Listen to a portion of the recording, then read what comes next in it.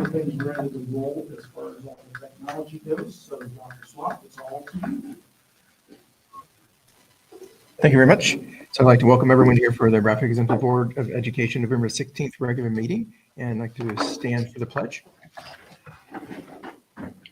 Pledge allegiance to the flag of the United States of America and to the republic for which it stands, one nation, under God, indivisible, with liberty and justice for all.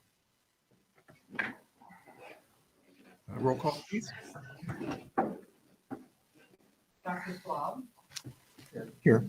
Mrs. Here. Pastor Reindl. Mr. Biesecker. Here. Mr. Manuel. Here. I'd like to welcome everyone here this evening, as well as being broadcasted online, recorded, and we have a real audience for a few people. So we're coming up in the world. Next, to review the agenda for tonight, and are there any additions or deletions to the agenda? And Amended agenda, sorry. any changes that you had, or just the agenda is presented? Okay. And a second. I'll second. And any other questions or discussion? Hearing none, roll call for approving the agenda. Mr. Manuel. Dr. Swab. Yes. Mrs. Brewer. Yes. Mr. Biesecker. Yes. Next, item C is our October 19th minutes. So do we have a motion to approve the minutes as printed? So I'll second. And Maria, thank you for a second. Any discussion or additions or changes? Hearing none, roll call for approval of the minutes as presented. Mr. Manuel. Dr. Swab. Yes. Mrs. Brewer. Yes. Next item is a student spot. Pastor Reindl. Yes. Yes. Thank you for joining us. Mr. Biesecker. Yes. Thank you. Next is item D, our student spotlight. So I'll turn the meeting over to our administrative team.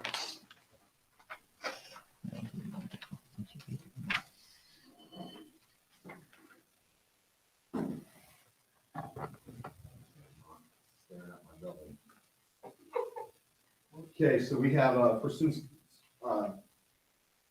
spotlight, starting off with the elementary.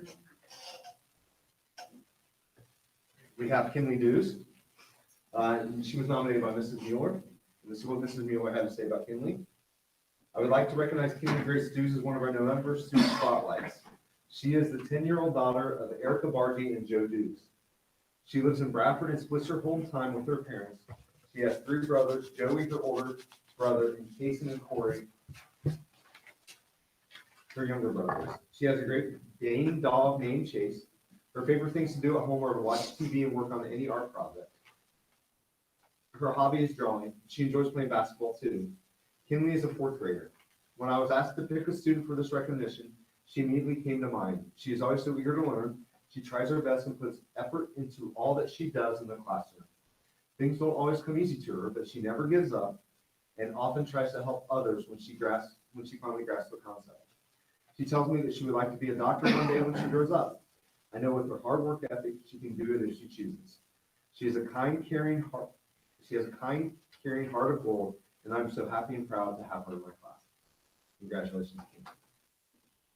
Next for the elementary, we have Aubrey Unger, who was nominated by Mrs. Roberts. I'd like to nominate Aubrey Unger for November student recognition. Aubrey is new to Bradford this year. She has settled in well and has made so many new friends. She always has a smile on her face and a kind word.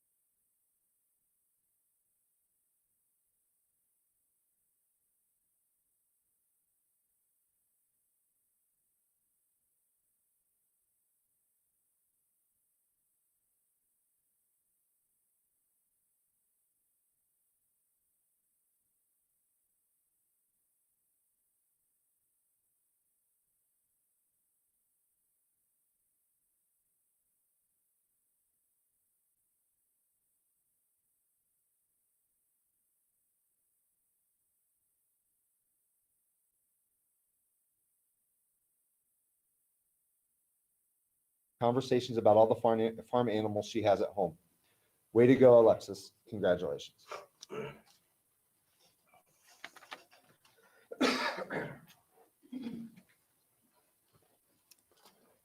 Next, we have our staff spotlight, and that's Mr. Cody Hartzell, and he's here tonight.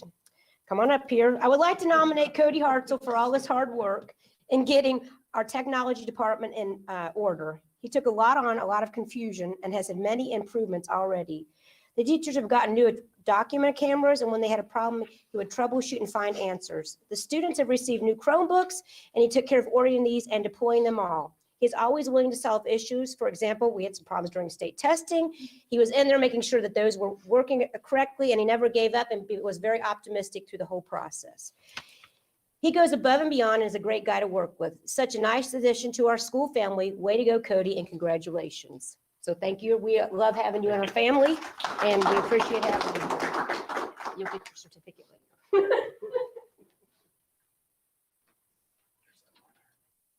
Oh, it's my turn again. Okay.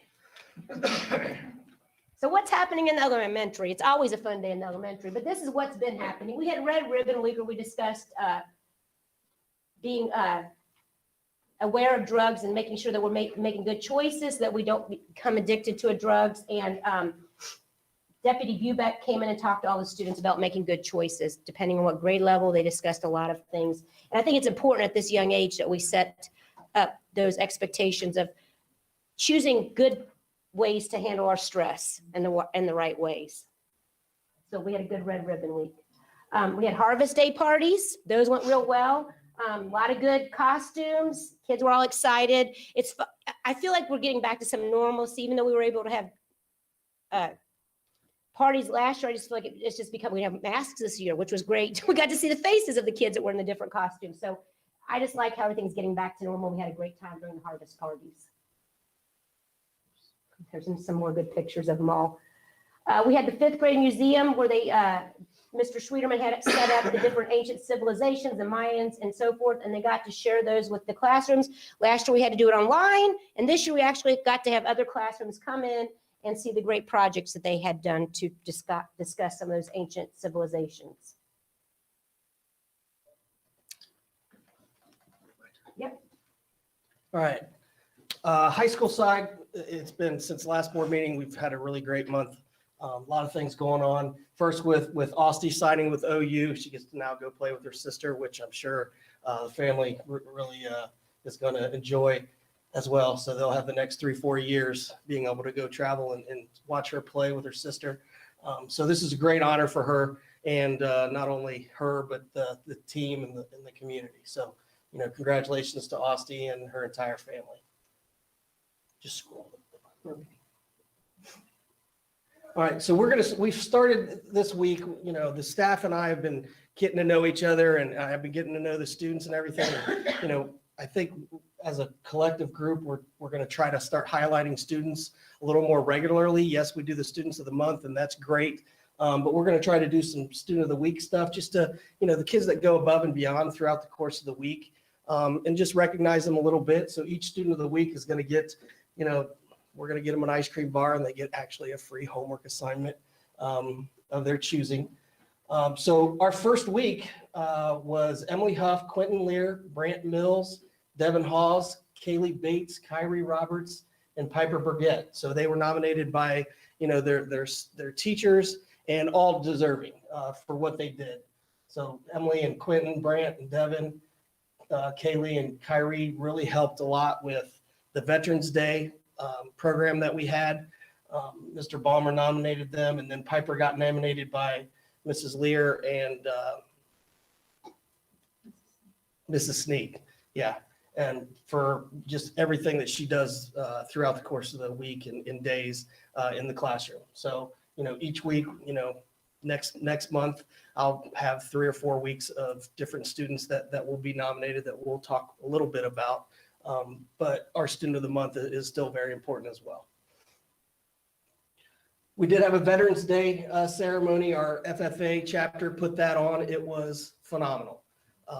Nick Ballmer and his group did a great job. They actually started planning this, I want to say 2-3 weeks into the school year, they met with me regularly, talking about different ideas and what I would approve and what I, didn't think might not be a good idea. And we kind of wanted to start small and just get this off the ground. This isn't something that's been done here for a while. But they did such a great job. And really, I didn't have to do anything. Mr. Balmer didn't have to do anything. This was completely and totally student-led. All of the ideas, all of the work, they set it up, they tore it down. Cody did help with the technology, and Pastor Dan helped a lot too. So thank you, Pastor Dan, with the audio and some of they did videotape it. So it was just such a great thing. We had a lot of veterans come in. I think we had 17 or 18 sign up, but we had, I think, 16 that showed up for the day. So they were treated to some breakfast that the kids made for them. And then we did have the program. So it was just a very, very nice way to kind of celebrate our veterans and thank them for all of their service. So the kids did a great job. Mr. Latino was our speaker, and he did a great job. I mean, everybody knows Mr. Latino is first-class guy. He's a great teacher for this district, and he did serve, spent 20 years in the Air Force. So he was the keynote speaker, and he did a really, really good job of, talking about his career in the military and how that has translated to, his ability to teach students now and how it all kind of wrapped itself together. So, Mr. Lucino did a great job. And they made him that great flag Oh, yeah. too. Our FFA chapter does a great job. They made this great flag out of wood, where what is the laser engraver. Each of our veterans got a dog tag that said, Bradford FFA and, Veterans Day with the date on it. And then if you flip it over, it had an American flag that they were able to engrave for each of the veterans and everything. So, I mean, what they are doing in that program is absolutely unbelievable. We have a lot of talented kids in there doing it. We did have some students that were nominated by the Career Center for Technical Honor Society, and they were all inducted. We had 5 students, Kyle Kissinger, Devin Crane, Nicholas Weldy, Zoe Brewer, and Nolan Case. Zoe and Nolan weren't there at the reception that Mrs. Ray and I went to yesterday. They actually had one on Friday that we weren't really aware of. But it would have been nice to get all 5 of them together, but it didn't work out that way. So, but those 5, I mean, I'm sure all 5 of them are in the National Honor Society as here as well. So to be nominated for both is really something special. And the kids, these kids really have gone above and beyond at the Career Center to get that type of recognition. So congratulations to them. Some events that we have coming up. We do have our junior high or 8th graders going over to the Career Center they go for about an hour. They tour the building a little bit. They get to hear from some of the instructors there about the Career Center. It just kind of gets their mind, ready for what that could offer in a couple years. We have Thanksgiving break next week, so no school next Wednesday through Friday. Athletic booster meetings next, Wednesday? And then PTO meeting on the 1st, which is the following Wednesday. We have an ACT test on December 11th. So There were a couple of things too. We have the book fair coming up. I think it's the week of the next week after, so like the 8th. The week of the 8th, we'll have the book fair. And then I also forgot to mention, I had slides I put in there, but they didn't actually for some reason show up. But I had that the school, I can't take any ownership in this, won the mirror ball.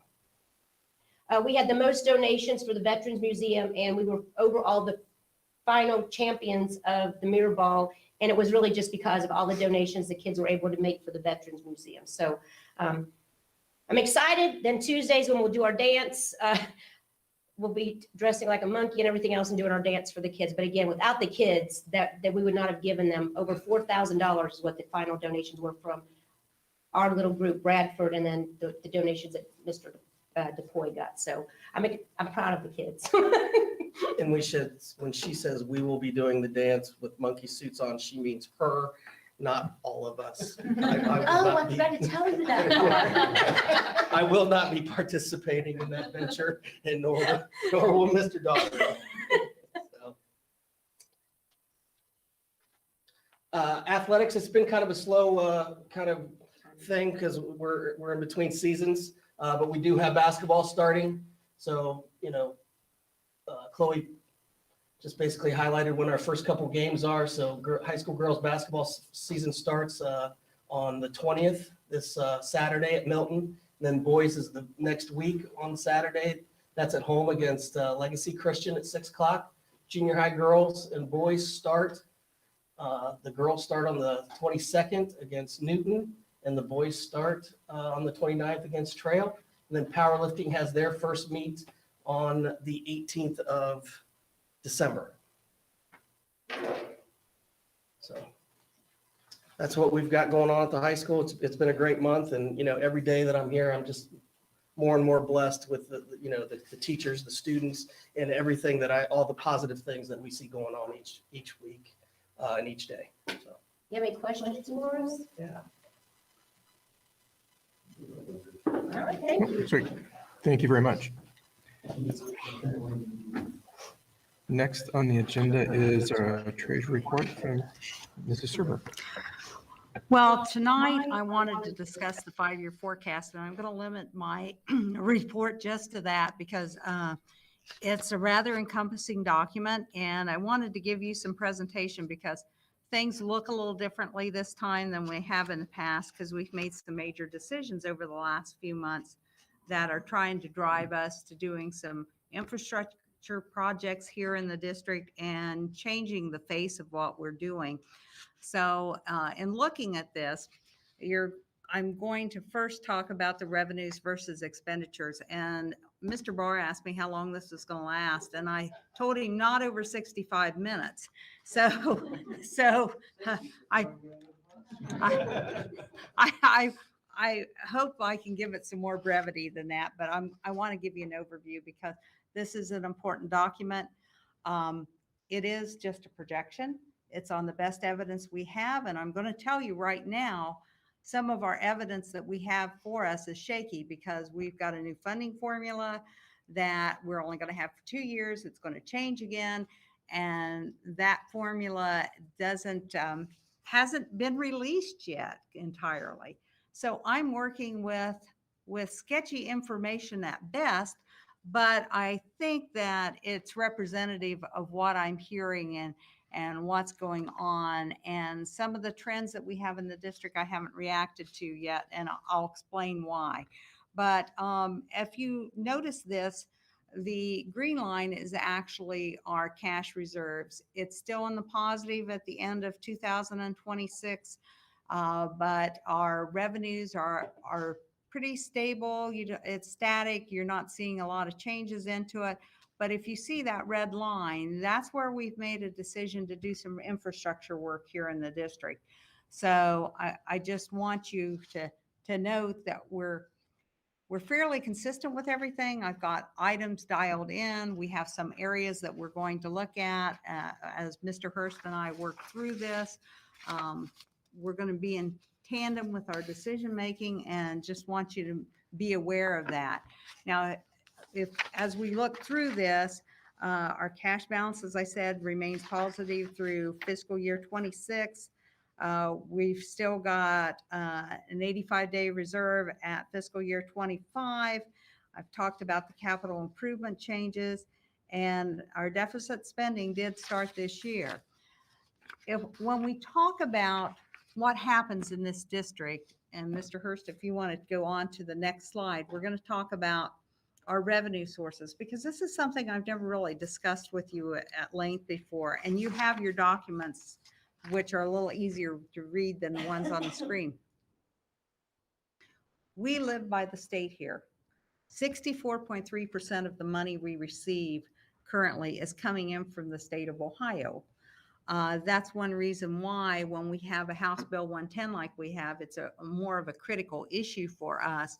We have our other local sources, which are real estate taxes, bring in about 14%. And we have school district income tax. But really, when it comes right down to it, driving our state foundation dollars and doing what we can in our state foundation is what makes our district work well financially. We've got a situation where in your 5-year forecast that, as I said, we've got a budget where we know where we're going to be in 2 years. And when we get to it in December, they're going to make the announcement in December and explain to us how this is all going to work. So what I've projected at this point with the information I have is just basically stable. Even though as we get through this forecast, you're going to see some reasons that we're going to probably do a little better than that. As we go through, and Mr. Hurst, if you go to the next slide, this also illustrates the same thing as I was doing, only a little more graphically. This shows how much of our income comes from the state. So you can see the state versus local is a pretty large percentage. That's why it becomes incumbent on us to look for grants and other sources of revenues as we go through, because if we don't do that, we're just not in a situation where we can do some of the extra things that we like to do here in the district to enhance education. We expect the local share of revenues to be stable based on the belief of the enrollment staying stable, and that's what I've projected. I have that we are not seeing any declining enrollment. In fact, we're seeing some rebound of enrollment and some increases.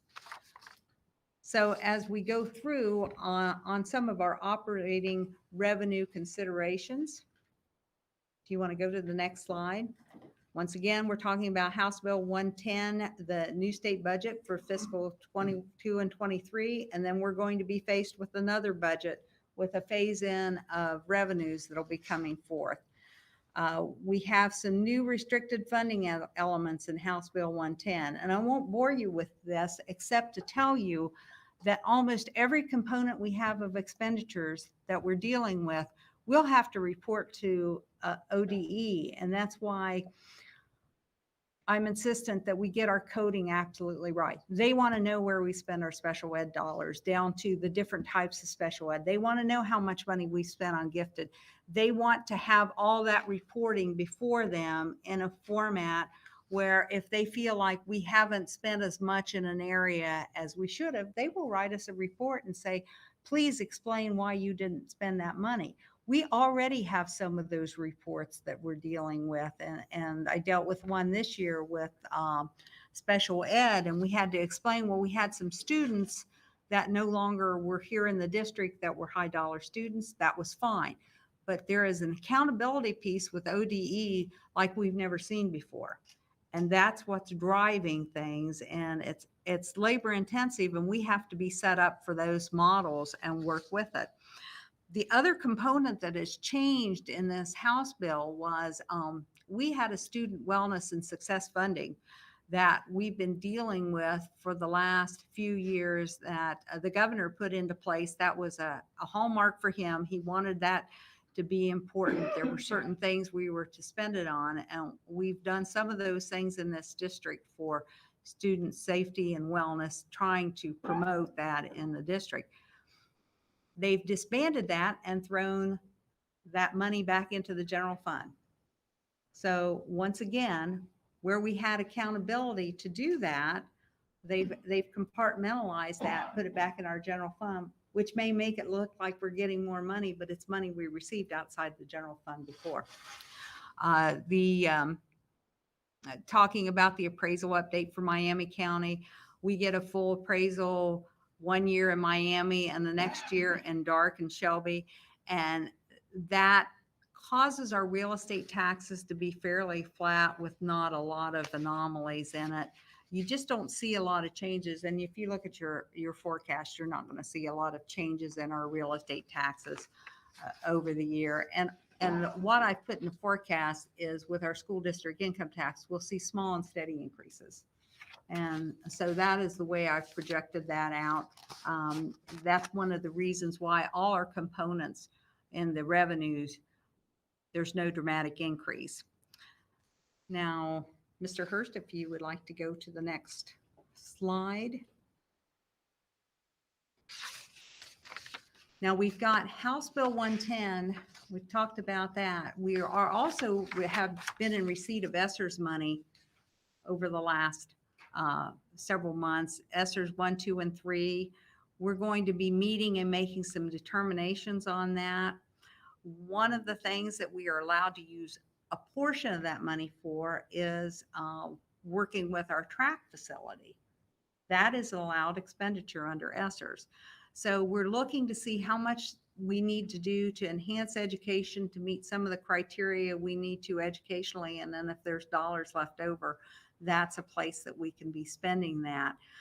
We have to look legally at a supplement versus a planned issue and some of the items involved with that. And then the other thing I have not considered in this forecast is, if you remember when we talked about how we were going to fund our track, we talked about certificates of participation, which is basically trying to take some debt on to finalize what we need to do with the track. So that's all part of that. That has not been dialed into this at this point because we haven't actually worked that, and we need to get our ESSERS funding in place. Once we know that, we can get some of the rest of this put in place as it goes along. If you're getting the picture, we've got a lot of balls in the air and none of them have landed.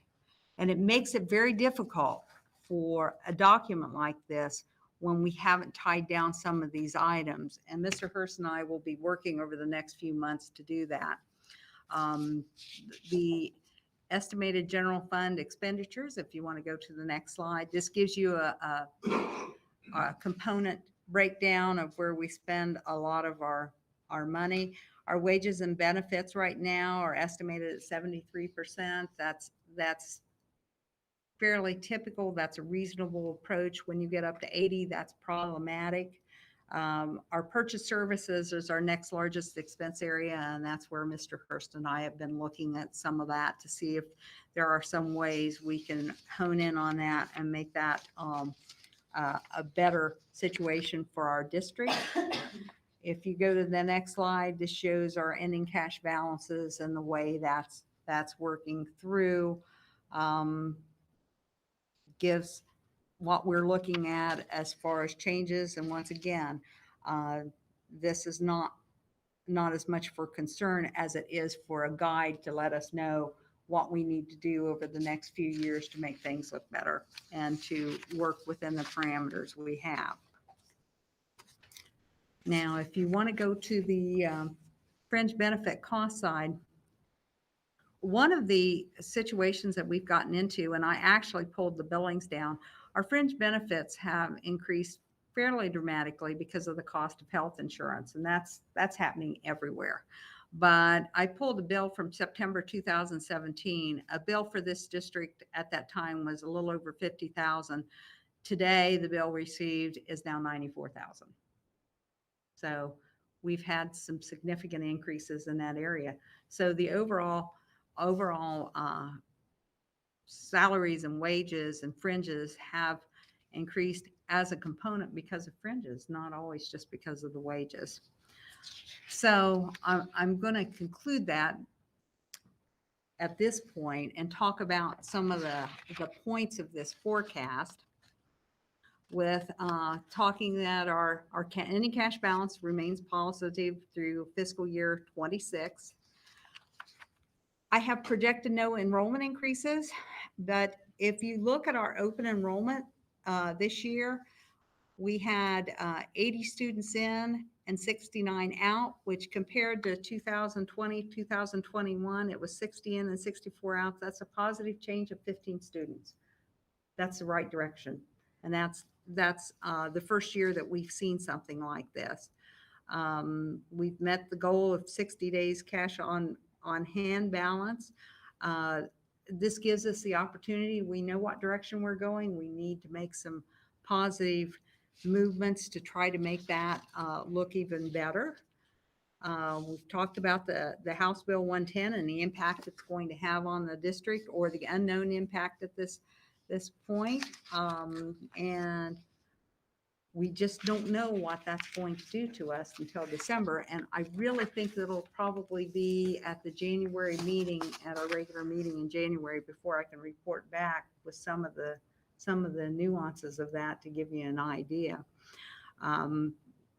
We talk about the 3.2 million that's been transferred for improvements, and that has been put into the forecast because that's a known quantity. We have, if you want to change that over, Mr. Hurst, we've got tax-based growth that's going to bring in some new revenues, but this is a small part of the revenue. It's not anything that we're going to be concerned about as far as looking at that. We know what our tax base is, and that should stay very similar to what it is today. We're going to have a close oversight over our expenditures as we work through this. And we're going to look at any spending reductions that make sense and not impact our particular situation here. We have no plans to do anything that's going to be detrimental in any way to education. And as I said, health insurance continues to be a rapidly growing expense, driving the overall salary cost. So I felt it was important to say that while we can't let education suffer financially, we must look to the future for growth. Stagnation and lack of planning is unacceptable, and it's our responsibility to use the forecast as a roadmap to monitor the needs of our students and give them the necessary tools to grow. The transfers represented in the forecast were forward-thinking and puts a responsibility on this district to be prudent in its actions until such a time as those projects are completed. This is a time with ESSER's money to be able to accomplish this feat, and may be the only time in the next several years to create this additional infrastructure. The district will continue to actively pursue grants and funding outside the typical structure to operate for the future. Now, I am going to open all this for questions because I have thrown quite a lot at you in a very short time. But it's some of the things that I have to deal with from my end because we have to look at it holistically. So does anyone have any questions? I have a question.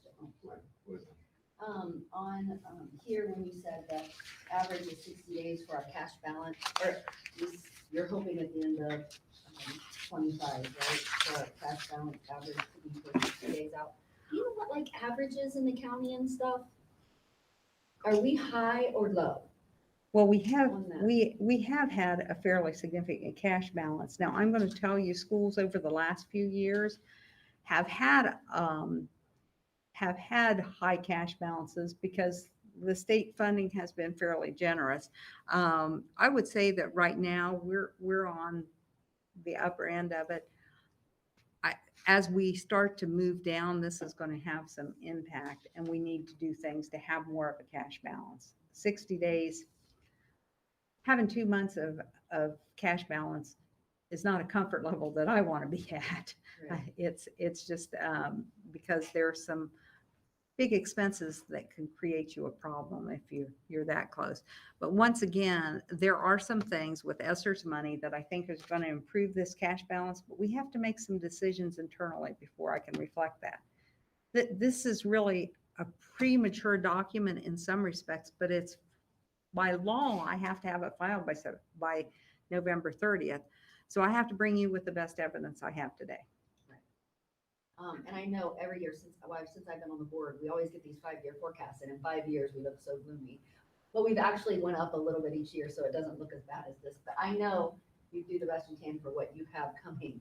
But people ask, and during the levy, that was one of the questions they asked. Well, if you guys are going to predict it to be broke in 5 years, and I'm like, well, we're not going to. It's not very accurate assessment. Well, I'm gonna say it like this.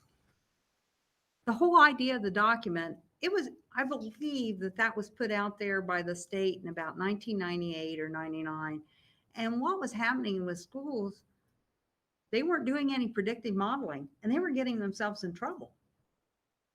This is to allow you to look at it and to say, okay, what do we need to do? What's smart about how we need to operate? What do we have to make us look better? I'm taking what we presently have and tying it out in the best way possible with the idea that we have to react to anything that we have negatively impacting our cash flow. And so I know exactly what you're saying. I've lived through it. I can give you some horror stories, But if you react to these things as they're occurring, that the whole point is to never be in trouble, to never do anything fiscally that's going to harm your district. Or the one thing about it is you don't want to harm the children that are currently be educating because you overdid for some before that. You want to have an equal way of funding so that all your children are educated fairly and with the best opportunities that we can give them. Thank you. Where, as far as the health insurance being the drive cost, where do people get their health insurance? Is that from like a Chamber of Commerce, group health insurance, or is that something through the state? Actually, we buy our health insurance through a consortium, and we have two plans available to employees. One is the HSA and one's a preferred provider option. And that's been out there for a number of years. The one thing, and if we have any failure anyway, where it's to educate people on the HSAs, and they're not evil plans, they're good plans, but they're a different type, they're consumer oriented, and that helps drive the plans. But there's lots of things that drive that. The way the EPC works, our consortium, is 1 year you have every district in that consortium receive an increase across the board. So it's based on the experience of the whole group. And the next year, it is based on the experience of your group. We've had some situations that probably have driven our costs up higher than you normally would in a district. We have a younger staff. That it seems counterintuitive, but that actually. Everybody comes to Bradford, have babies. I wasn't going to say that, but strangely enough, that's some of the driver of costs too. So there's. Something that gets, does it go back out for quotes? How do we revisit it? I went out for quotes. They tell you it's a 5% increase this year, that's just what we take. Okay, No, actually, I went out for a quote a year and a half ago because we were consistently getting higher, and I could have saved 1%, but there was some upside risk that we would. There's some safety in the consortium that you don't get otherwise, but I wanted to make sure that we were being charged fairly. And I took our population and I quoted the insurance because I'm not sure it had been quoted here before. And we did look at that, and it was a very nominal increase. I haven't done that again, but I did check on it a year and a half ago. I checked through for Rand and Associates. The district pays 100% of the health insurance. No. It's for the preponderance of people, the district pays 83%. So. And how many people are in that ABC? How many different schools are in that? That changes from time to time, and I think that's over. I think there are over 100 schools in that, and they have all. And we are allowed to have our own plans and our own plan designs within reason. Right. So it's but no, we're trying to do a good job of controlling the cost. Like I said, I was concerned about it. If you don't go out and quote every once in a while, you don't know if you're getting fair pricing. So if we've just taken that at face value, you owe this much money, or if we've actually did our own. Yeah, that's not my style. I sometimes irritate people because I say, hey, we're going to quote your insurance, and I didn't get a warm reception to that. But it gave me a comfort level that we've been doing the right thing, and that's what I was looking for. So And it is really good insurance. It's And excellent. when I see factory work, some things around, I'm like, you have to pay that much? It is really good insurance. It is good insurance. It is good insurance. And it worked very well for our staff because it does take care of the staff very well. I think it's a good situation, and our staff has the ability to see how it works for other schools. So I think it's been a positive experience, and I wouldn't say that if I didn't believe that, but our health insurance has been good. So Well, if you have no other questions, I'm sorry. I love to hear the stories about the kids. I unfortunately don't have a job where anything I do is fun. And I can't say that because I got to help with pancakes on Veterans Day. You can come out anytime you want. We'll put you to work. Yeah, no, I love what we do here. I think it's a great thing, but these are necessary items that we have to deal with. And I felt like this time, because we've had a change, it was very important to kind of describe some of the things we deal with. So as we go through this, if you have questions as you look through this document, please don't hesitate to call me, because sometimes your questions make me better. And that's what I want. So thank you. I will not take up any more of your time. I think I stayed under 65 minutes, Mr. Barr. So that concludes my report. But you're wrong. You financed the fund. Without your financing, we would not have the opportunity to have the fund. So we appreciate your fiscal responsibility. I have one quick question. What is the best practice then for carryover? What number is in your experience is the best practice to shoot for?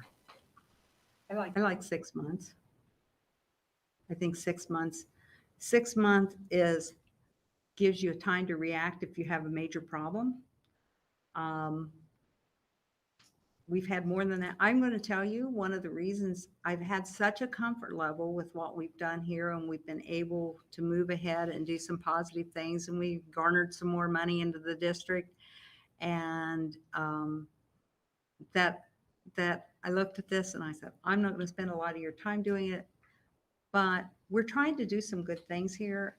And sometimes that takes some of the financing. So I felt it was important that you heard that, but I think 6 months is a reasonable approach to that, because you want enough time to react if you have an incident that you can't deal with. And we're trying to eliminate our risk on all those incidents. And I will tell you quickly that I talked to Meta today. I've talked about the fixed assets. I've talked about how we have to book fixed asset. I'm working with our recipient tonight of our Mr. Hartzell. He's going to work with me, and we're going to work through on trying to get these fixed assets put together, because I've been waiting on a new program to come out from Meta, and they're just now getting that put out. The reason I bring that up, we have to safeguard in so many different ways, like we did with our plan on cyber this year. We've done some significant things trying to safeguard the district so we don't have exposure. So that falls into the financial planning too. Great. Thank you very much. Any other questions for Carla? So next is Mr. Hurst for our superintendent administrative reports. Thank you. I do have a few things to talk about this evening. First of all, I'd like to give a shout out to our staff spotlight person, Cody. He has really fit in well since his hire this summer. And he's not only helped with the technology day-to-day things, but he's looking forward to the leadership pieces and how does this affect our district, not only later in the year, but 5 years, 10 years down the road. So he has been problem solving a number of different things, one of which was in fact, back last Western, during one of our open house levy meetings, was talking about the speakers and the sound system in the gymnasium. We found that there were only 3 of the 8 speakers that were working in there. So he, along with Pastor Dan and the folks from Common Ground Church, came out. They worked on that for a while, and they got all the speakers working. And we've already put in the requisitions and ordered pieces to upgrade that system. So hopefully by the time, well, we don't know how long it's going to take to get that system here, but as soon as it comes in, they're going to come in and help us install it all and get it rolling. And I'm real excited to have that system up and have it something that we're really proud of. I'd also like to say thank you and a big shout out. I know this 5-year forecast was somewhat gloomy, but we're in a position right now in our district because we've been fiscally responsible. And I would like to give a shout out to our treasurer, Carla. there's a lot of work behind the scenes that people will never see. And the amount of grants, the amount of utility savings, the amount of billing back to other districts and purchase services and everything else that goes along with it. It's nice to work this closely with somebody that cares about not only the fiscal nature of our district, but cares legitimately about our kids and the learning here. So thank you, Carla. On to the things that are actually on the agenda here. We have traditionally had a new staff member recognition. We were going to do something, put it together for this month, and thank all of our new staff members for coming in. And now that they're settled in, give them a little thank you and maybe some refreshments and that sort of thing before a board meeting. I didn't talk to you guys about it before tonight, so we didn't have it today. So what I would like to suggest is maybe on the next board meeting, which is the 21st of December, maybe we could meet at 6 o'clock for those of you that are able. Cake and punch and a little introductory type of thing. If you don't know the new folks in our district, we can introduce everybody and do just a little get together there. So if 6 o'clock works for everybody on the next meeting, let's plan on that. We'll send out formal invitations. COVID update. I'd first like to say thank you to our Darke County Health District. We are going to have a booster clinic on Friday this week for any interested staff members. They're going to go over to Greenville Middle School, and thank you to the folks at Greenville for allowing the space for that. But we have a number of staff members that are going to go over during the school day and after the school day to get those boosters with the Moderna shot through the Darke County Health District. As far as updates go, we had a steady decrease in COVID numbers. In week 6, we had 11 cases, positive cases during that week. We went down to 9, down to 3, and down to 1 for the next 2 weeks. And then now we're going back up. Last week we had two cases. I'm sorry. 2 weeks ago, we would have had 2 cases. This last week we had 3 cases. So we've got a slight uptick right now of cases. Now that's not huge, but every positive number there is one more case in our district and one more case in our building. So obviously we're looking at some changes. We have talked about bringing volunteers back in the building. I think we're getting close to that point, but I'm not quite sure we're there yet. Talking it over with some other administrators, I think it's probably positive to say that we're going to continue looking at this, and if it continues to stay low or it gets lower than it is now, we'll look at that, but it probably won't be this month, and it probably won't be next month. I would say January 1st would be a good time to make a transition if we're going to do it. So stay tuned on that one, and if anybody's got feedback on that, please let me know. Another piece of the COVID update is the mask to stay, test to play options. This comes directly from the CDC, and basically what they've done is they've gone out to different school districts in the state and tested different quarantine guidelines. And the CDC has now recommended this mask to stay, test to play option. It's on the internet. I've got copies for each of you here tonight, and there's some extra ones over here on the desk, but you can Google that for anybody that's looking from home. It's a complete 2 pages. And basically what it says is if a student is exposed to COVID at school, and again, this is only for students that are exposed to COVID at school, they can continue coming to school instead of being quarantined for the 10 days like they normally would do. They can continue coming to school as long as they wear a mask. And if they're involved in athletics, there's a different set of criteria there. But basically for the mask part, they wear a mask for 14 days. They self-monitor, they isolate and get tested if they start experiencing symptoms. But if they don't have any symptoms, they can discontinue the quarantine procedures after 7 days, and they don't develop any symptoms, and they get a negative test between days 5 and 7. Now, if somebody is playing athletics, same type of thing. They wear a mask during school. When they're not on the field, on the court, on the playing field, They are wearing a mask inside the locker rooms and all that other piece. They test on initial notification of the COVID exposure, and then they test again in days 5 through 7 with a negative test. Then they can stop their quarantine. Since that is part of the CDC guidelines, it's probably not essential that we change anything, because that's kind of what we voted on back in the fall. But this big of a change, and again, I say this big of a change, I don't know if it's going to be a huge impact on our kids. Realistically, looking back at the numbers and the cases that we've had, there's been a very, very, very, very minute population that we can go back and say there's a possibility of this student being exposed here at school. Most of them are student home situations or student party situations, weekends, those type of things where they get exposed. So very rarely do we see something at school here where we can trace it back and say student A got it from student B while sitting in classroom or whatever. Being vaccinated have any difference on that? No. Doesn't matter if you're vaccinated or unvaccinated. Would have no impact whatsoever.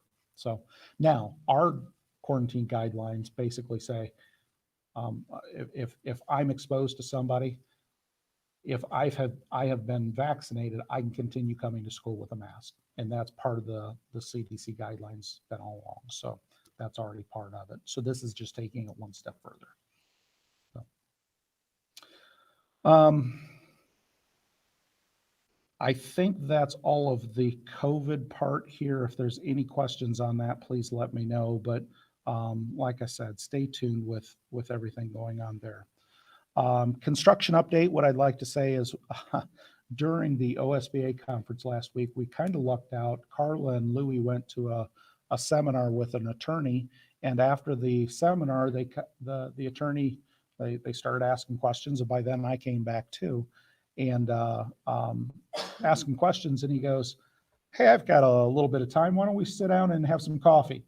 So we went over and sat down at a table, and we literally talked for, I'm going to say, an hour and a half about nothing but construction.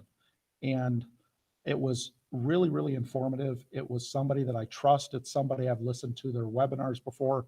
And through that conversation, I felt a lot more comfortable about the process and the structure of being able to put everything together here.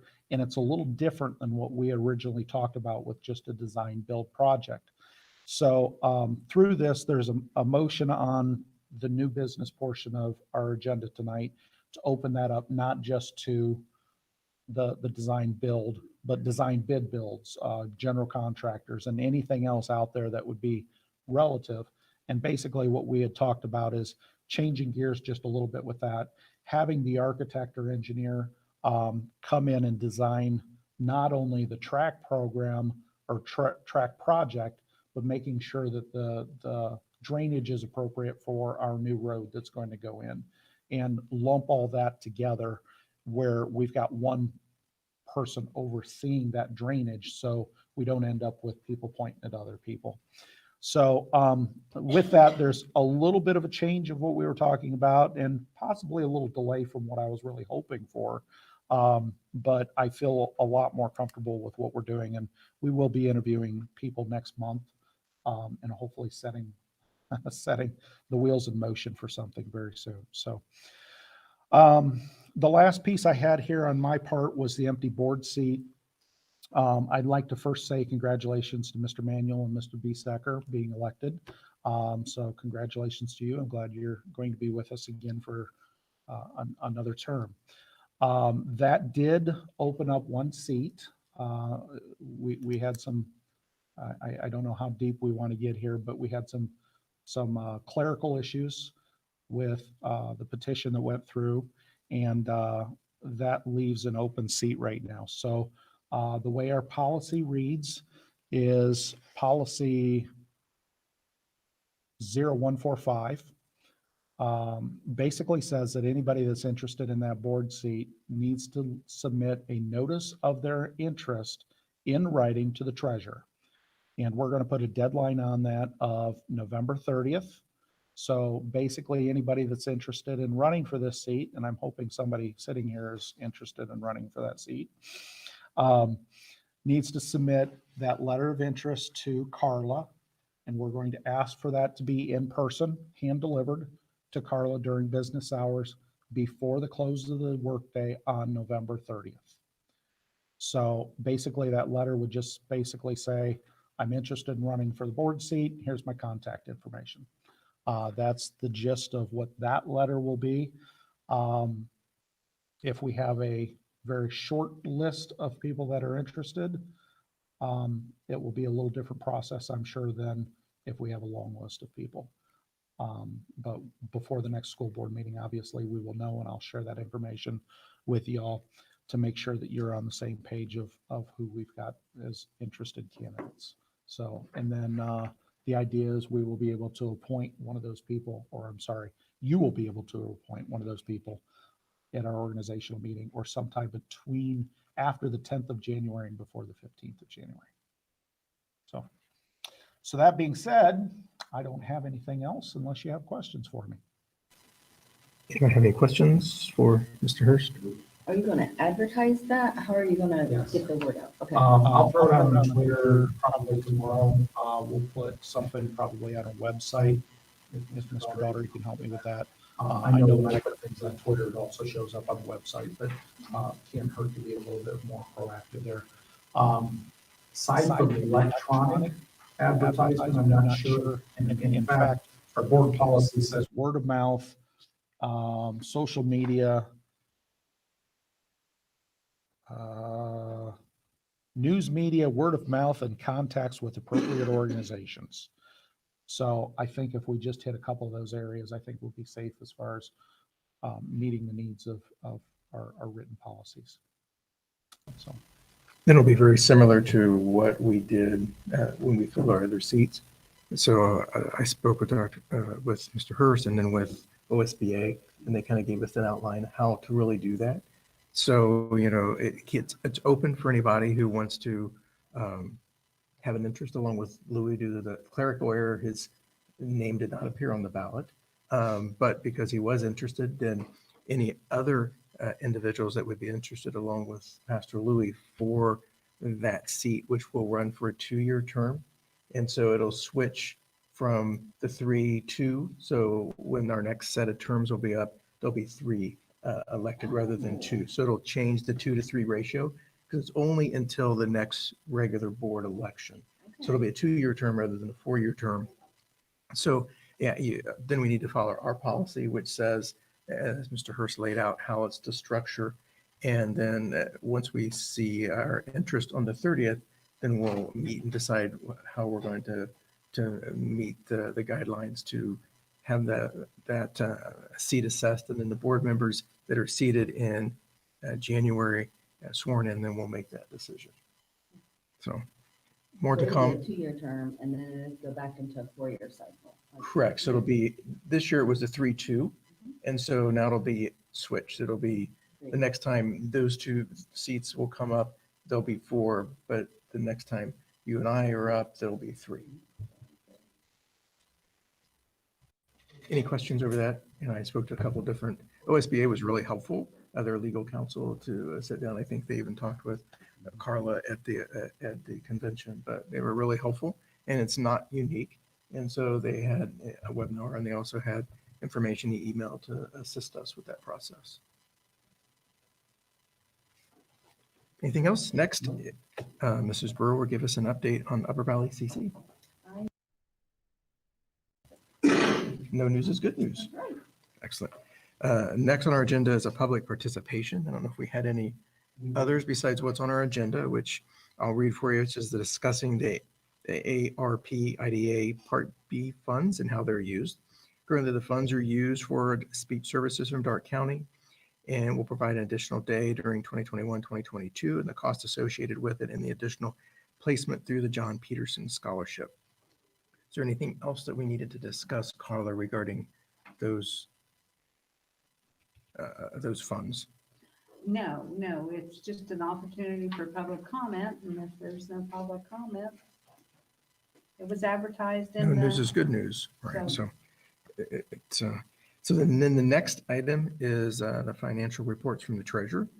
which the superintendent recommends the approval of the consent items, the financial journal, the check register, permanent appropriations, the now and then, certification of bills and obligations to employees listed, transfer and advances for the month, recognition of the Field of Grace Church in Covington, as they have for the past 2 years, shared the trick-or-treat bags with their elementary students. Next is item 7, which is accepting a donation from the Bradford Exempted Village District to the FFA for breakfast items. Number 8 is donations from Maria Brewer. Next, and item 9 is accepting donations from Kurt Jones. 10, accepting donations from Covington Eagles in the amount of $10,000. Item 11 is approving the $100 petty cash for the Bradford FFA.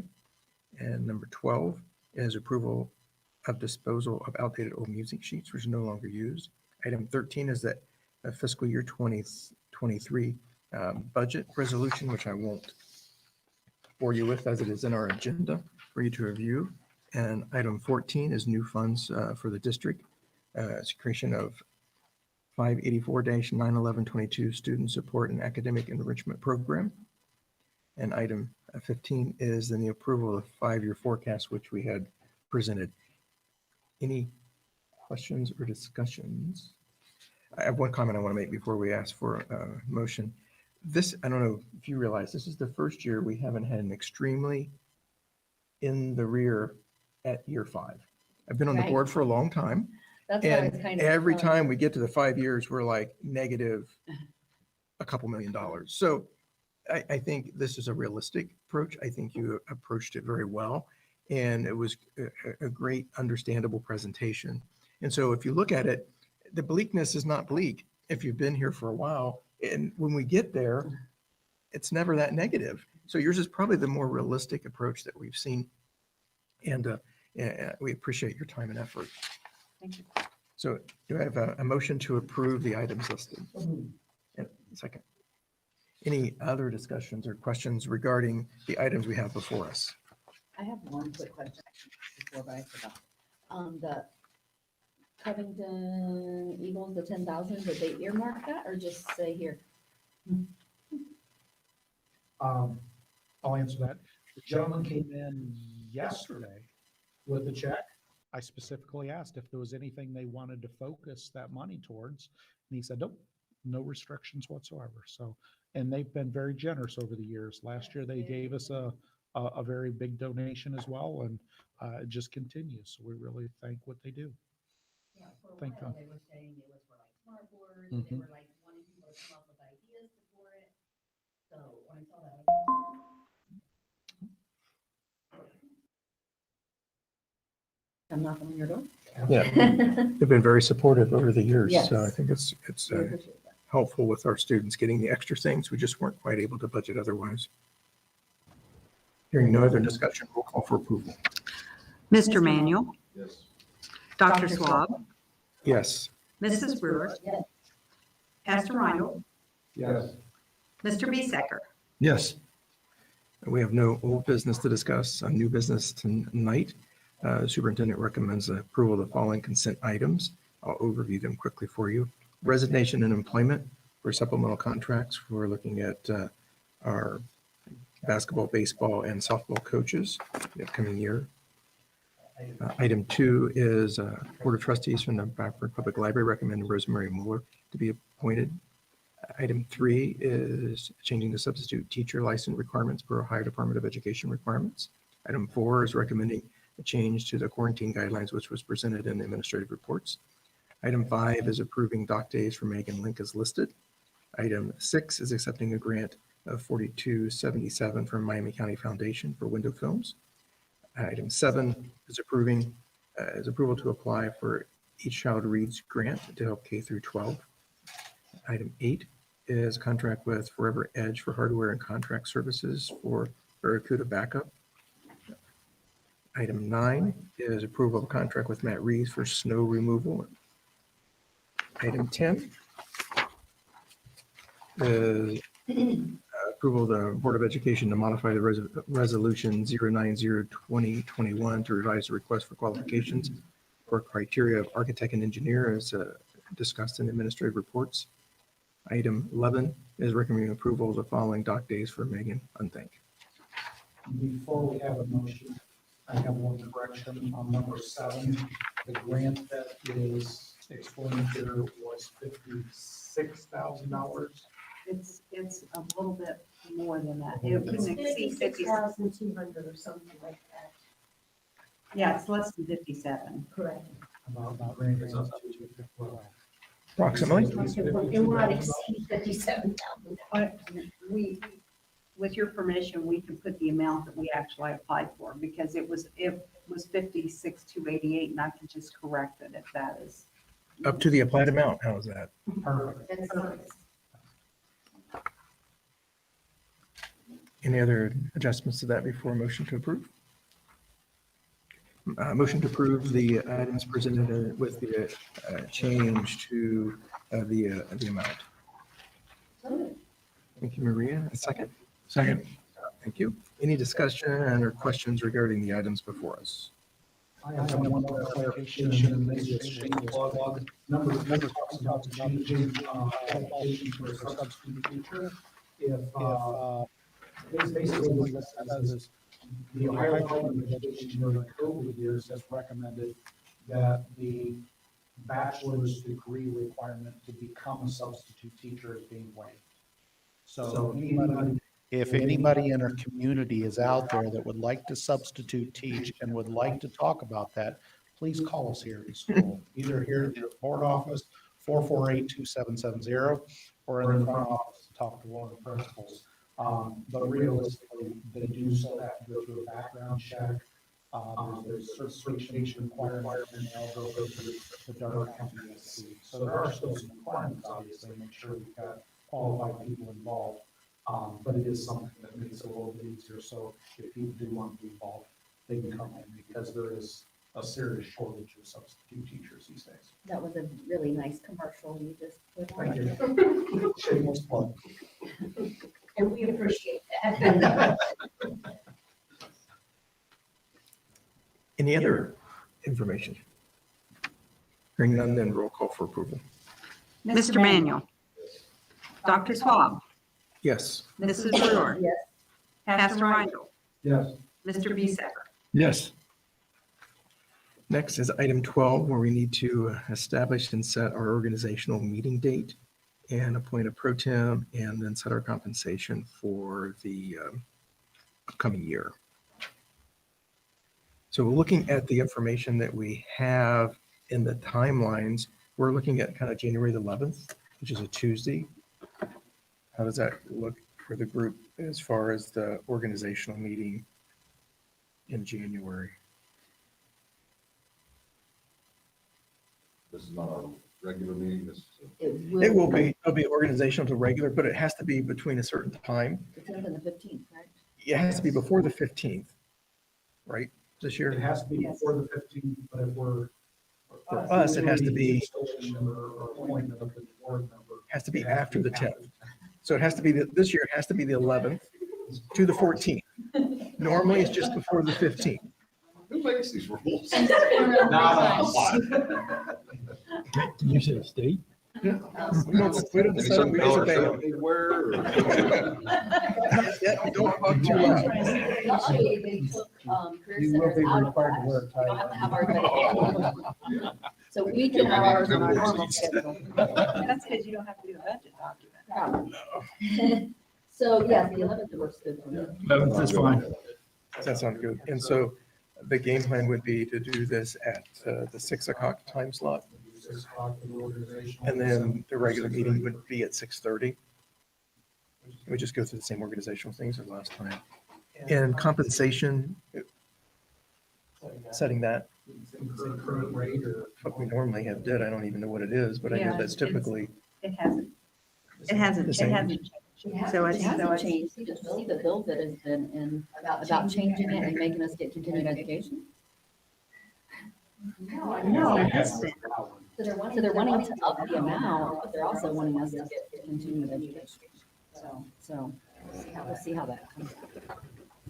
that sounds like fun. Yeah. because technically, we're setting it, but we're really only setting it for the members that are newly elected. Because existing board members can't set it for themselves. So we would be setting it at the same, but technically it's really only setting it for the new members, the existing members that would stay whatever it has been. And then we also need to appoint a president pro tem to preside over that meeting. We have volunteers. Dr. Swan. It's been a fun job to keep up. Try to get you out quick. So we'll do that. So the 11th, I'll do the pro tem compensations at current state levels.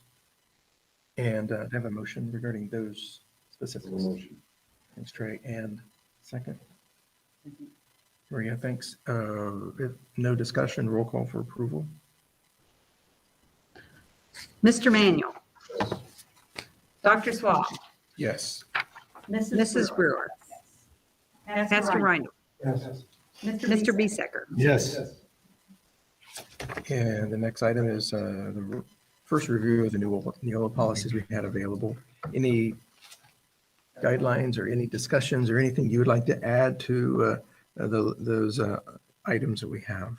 There are 23 items that you see here before you this evening. Of course, this will be the first reading. We'll have another one next month, and that's where we'll vote on them. If any of you have questions about any of them, I think Sandy's already sent out all those to you, so you can peruse those at your leisure. But realistically, most of them are just updates to make sure that we're current with current laws. We're going to OPES, a new evaluation system for our principals, 2.0, so we have to change those policies. College Credit Plus type of things, blended learning, military students or military children of military families, attendance for those blended kids or scenarios. If you ever have questions, you can read the full policies, but realistically, she also sent an overview to everybody, which just basically gives a 1 or 2 paragraph scenario. Most of them are pretty mundane, but I honestly don't, there's nothing here that sticks out, says, gosh, this is a news flash that's going to change the worlds of anybody that's relative. I think it's pretty much just tweaking language for most of it. I'm not sure if it's just me, but I had to open each one individually and download it individually.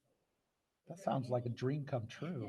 I was like, I have to download this again and again and again. So is there any way she can scan them like an email so we can flip through the pages? Sure. Or not? Sure, if you'd like them all together, I can't, I well, mean, I don't mind, but there were so many this time, so I had to download everyone individually. I don't know why. and we don't have paper versions of this anymore. This is really the only thing I've printed for any of it. When we meet with the Neola representative, I print out the ones that I think are, there's actually a few decisions to be made. But realistically, there are no paper copies anymore. So what Sandy has done is gone into our program, put everything into a PDF, and then shared that with you. So we'll look for ways. I don't know if there's a, Usually just the two was nothing, but this time I just felt like I was downloading forever. yeah. So And each with, one I had to look at and then I couldn't go back. and with over 20 of them, that's never fun. So, but we'll try to get something to you, sure. That'd be great, like a zip file or something that's,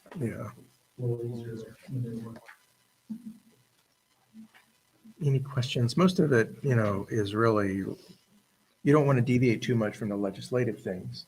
And if you customize them, then you can kind of get in trouble. So it's typically customized based on Neola's legal suggestions of things that may be different in districts, but you want to stay compliant with all the regulations. That's exactly right. Hearing none, then we consider this our first review. And next item is a motion to enter an executive session for item G1 listed on our agenda.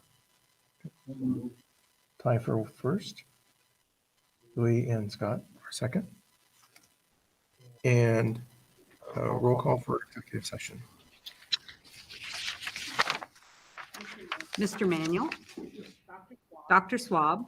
Yes. Mrs. Brewer. Pastor Rindle. Yes. Mr. Beasley. Yes. And there will be no decisions or voting completed after the executive session. And can I say one other thing? This is the first meeting we've had since the election. I'd like to say thank you to our community and everybody that went out to vote. There were tons of people that were involved with passing the levy and putting work into this big endeavor. I know this was a big undertaking. I know there's going to be lots more to do. But I would like to say thank you to the school board, thank you to the community, thank you to the voters, thank you to the staff, and thank you to anybody that has dreamed of having a real 8-lane track here. And hopefully we'll be able to see this and put this to fruition here soon. So thank you. Yep, and Thank you for all your time. Yep, I think the board would like to That thank was- you guys. Carla and Joe has been instrumental in even making this possible. It hadn't been able to have the administrative team to create this growth that we've had in the last year. So we appreciate that as a board for your involvement in your administrative staff and our entire staff with the ability to support and help us to grow. I think that's the next step to really give our kids a good educational experience. Okay, I have 7:48. And we can go across the road.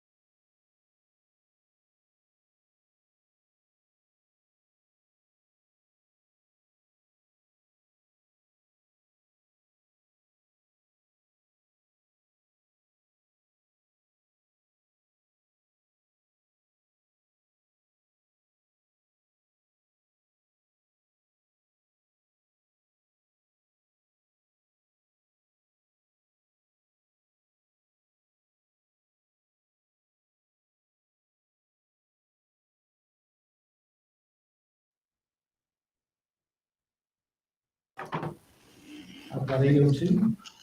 We've exited executive session. Do we have a motion to adjourn? On the motion. Trey, second. Mr. Biesecker, roll call for adjournment. Mr. Manuel, Yes. Dr. Swab, Yes. Mrs. Brewer, Yes. Pastor Reinhold, Yes. Mr. Biesecker. Yes. We stand adjourned. Thanks, everybody, for your time.